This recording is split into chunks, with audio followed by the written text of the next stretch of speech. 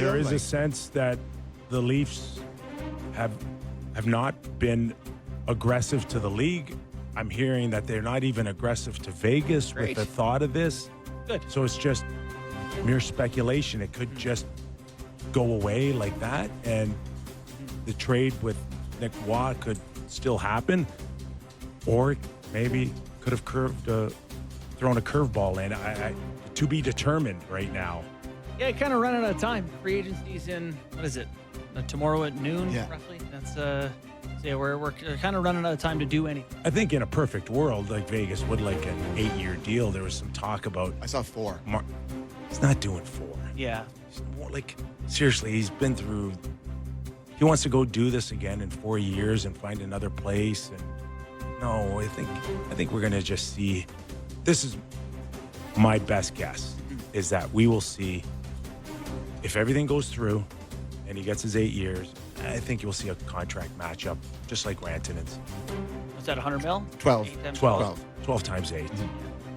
And then you factor in the taxes, and then you could say that was your 13-5 in Toronto, or 14, or whatever you want to justify it. Mm-hmm.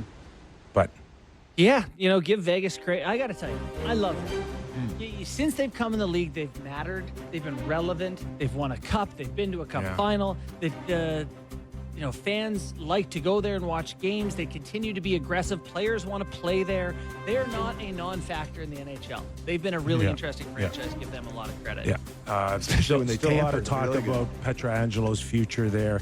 No question he's going to go on long-term IR. I keep hearing he may need corrective hip surgery. Yeah. To the point where he may have to make a hard decision on does he want to have maybe this surgery or multiple surgeries to try to hang on to his career, or does he retire? First thing I'd like to do is formally apologize to him during the Four Nations face-off time when he took the break, and I think I was pretty hard on him, being like, who needs this guy? I mean, he's obviously really going through it here. This is potentially career-threatening. But at the time, and I was part of it too, but at the time he was playing. Yeah, right? well, that's so why it it's felt like you're he was impossible to know. You played, after the day he said that he had an ailment, he played 25 minutes that night. Yeah. So it's like, okay, well, but now, obviously, in retrospect, it looks mean, but, at the time, it was. I remember you two being very mean, and that was actually really nice. Oh, yeah. Yeah, you were great. Yeah. You were great. Okay. So, finish off. What do you think the chances are of a Nick Waugh landing in Toronto? 50-50 right now. Okay. Yeah. I think there might be a part of, and George McPhee Ekblad staying in Florida from Elliott. McPhee and Kelly McCrimmon, I don't know. I mean, they're pretty tough guys. If they feel like they've been bullied a little bit here with that report, maybe they turn around and pull Nick Waugh off the table and just say, you know what, we'll maybe sign Mitch to 7 years and you guys get nothing. We'll have to wait and see. Maybe they will. Yeah. Yep. All right. So to go along with that, so Marner is out. And this is the one perk. Obviously, losing Mitch Marner, not a good thing for any hockey team. But what is fun now is that there's other things you can do with the money. And there's no guarantee you do it better, but it is fun looking at the roster now. Nyes and Tavares signing for very similar cap hits to last season combined, which is interesting.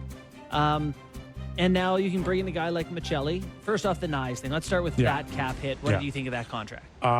Excellent. I think I do believe he left some money on the table. Oh, really? I do, yeah. I think realistically he could have had something north of 8 for 6 years. Yeah.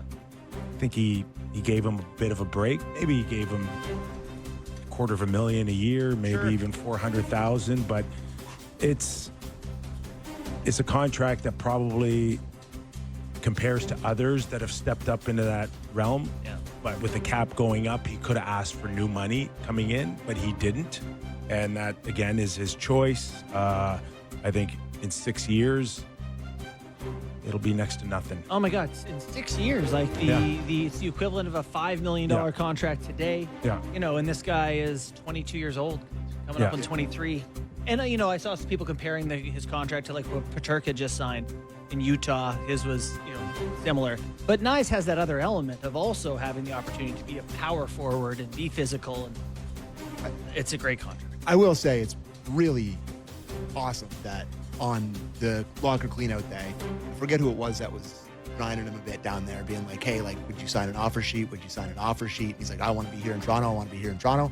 I love it here. I want to be in Toronto. Yeah. And then have it not even get to July 1st and not much, like there wasn't much, stuff in the media about it. Like, you see a couple things floated, but nothing serious that he wants this much money or whatever. And he just signs for a reasonable number for a reasonable amount of years for a guy that's like, honestly improves every game. Mm-hmm. Like every game I watch him, I feel like he gets better. It's a really refreshing change of pace than the usual fist fight for every contract that they have in this market. So it's nice. I'm really impressed that he signed that contract. Really. Yeah. No, that's great. And then now. Can he get as early as next year to a point a game player? I don't think it's out of the question. I would say he comes in under, but like if he comes in with 70 points in 80 games and, throws 100 and some hits, fights twice or something, I think we're going, that'll do. Yep. I'd like to see who is on that line alongside what we assume is Austin Matthews, and is it Michelli? Yeah. This is an interesting one. I am curious to know your thoughts on this. 5'11" pass first guy who had 18 points last year. This is in ruins that he didn't make this trade, by the way. You know what my first thought is? He's a playmaker, and I like that. Yeah. I don't see, you know how I feel about Matthews and Tavares, that they're goal Fighting scorers. to shoot the puck. They're fighting to shoot the puck. They're hanging around the net. They're not making the plays. That was always Marner's responsibility. And even is he going to get the chance to be that guy? It's a long shot to replace Marner with a third round trade. I think we should say right now, That's on not the record point for Michelli, for his sake, I don't think he's coming in here to replace his Coming in production. to replace So you're- Domi. Yeah, Something maybe. of that. You're still holding out for probably a Brad Marchand signing, right, at $8 or $9 million. Hotly contested debate. Michelli wears 63, so there's the opportunity for him to collect some money from Brad if Brad were to sign Toronto. But I think what's fascinating about Michelli is, like, to me, it's good process, and he's a buy low guy. This is a guy last year the year before had 57 points in 82 games. The year before that, he had 49 points in 64 games, and elite vision, offensive skills. Again, not Marner, but I am curious to see what the warts are. Like, you don't have a guy who's this young. Consistency. Yeah. I was That's just the saying, worst. you don't have a guy that puts up this many points at that age, who then is healthy, scratched a whole bunch, and gets traded Yeah. for a future third-round pick, Yeah. if there aren't. I mean, there's a guy that's like around the same stature in this very